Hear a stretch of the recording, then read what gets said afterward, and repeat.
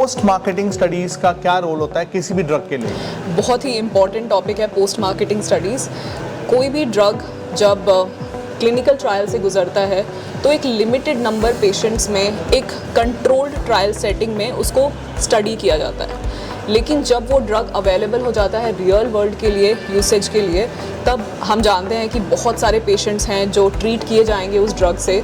तो बहुत इम्पॉर्टेंट है कि ड्रग लॉन्च होने के बाद, अप्रूव होने के बाद भी pharma companies post marketing studies करती हैं, ये समझने के लिए कि क्या जो दूसरी स्टडीज़ में दिखाया गया है क्या वो एफिकेसी इन पेशेंट्स में भी दिख रही है जो कि रियल वर्ल्ड के पेशेंट्स हैं, और या फिर किस तरह की सेफ्टी ड्रग की है, क्या ड्रग में वो साइड इफ़ेक्ट्स हैं या फिर कोई नया साइड इफ़ेक्ट है जो हमने पहले ट्रायल में ना देखा।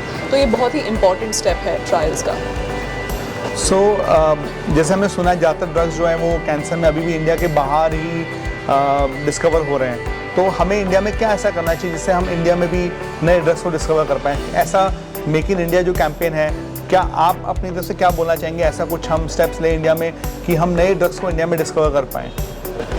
तो ये भी बहुत इम्पॉर्टेंट है हमारे लिए समझना कि क्यों फॉरेन में इस तरह के ग्लोबल कंट्रीज़ में ज़्यादा ड्रग्स डिस्कवरी होता है। ड्रग डिस्कवरी का प्रोसेस हालांकि बहुत ही कॉम्प्लेक्स है, उसके लिए एक हाई एंड इंफ्रास्ट्रक्चर की ज़रूरत है जो कि India is perfectly capable of having. In fact जो हमारे सेंटर्स ऑफ एक्सीलेंस हैं जैसे एम्स हो गए और in fact Tatas of the world, इसके अलावा जो हमारे कॉर्पोरेट सेक्टर्स हैं, I am sure Max also, it has a very good infrastructure in order to facilitate drug discovery and development. हमें चाहिए trained manpower who are trained to get these kind of studies out early, and also time for our clinicians so that they spend enough time in the research as well. So that's something that we can do in order to fast track the development process from India first. Yeah. So I hope that this information was useful for our viewers, और मुझे आशा है कि अगले 5 सालों के अंदर हमारी government जो है वो रिसर्च एंड डेवलपमेंट में भी पैसा लगाएगी।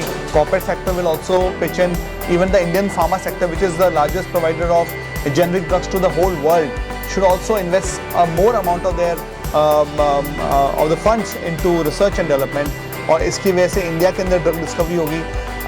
ट्रूली बताता हूँ मैं आपको कि अगर जितने ड्रग्स इंडिया में डिस्कवर होंगे that can be a huge asset for us.